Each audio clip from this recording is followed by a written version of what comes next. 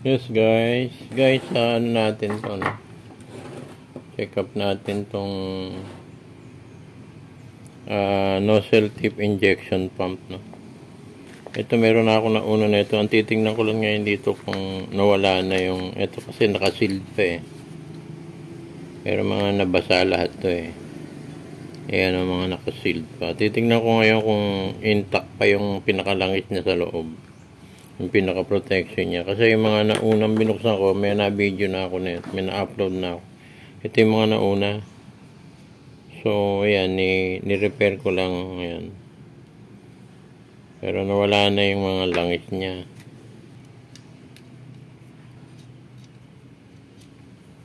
Kasi tingnan lang natin kung may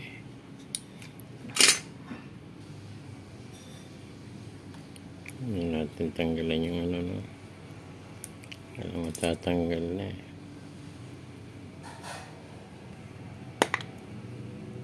Wala na rin guys. Pero wala siyang kalawang.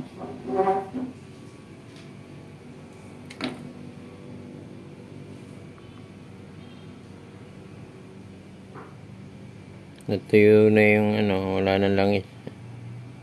May langis dapat yan eh. Natuyot na.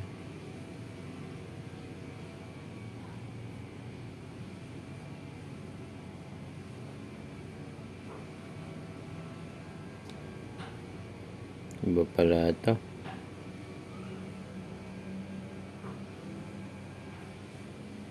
BDN 125D 12 volts. So wala nang ano. Wala nang langis.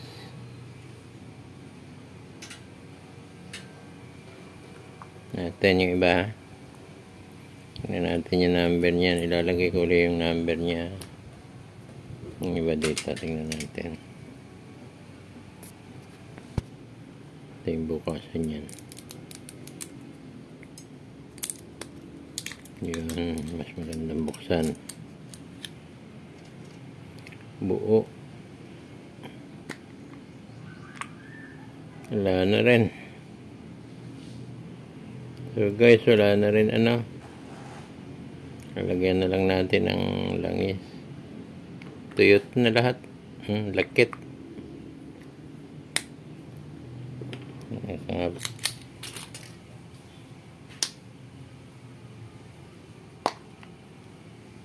Ako, ito medyo pangit guys, kinalawang patay. Yan sinasabi ko.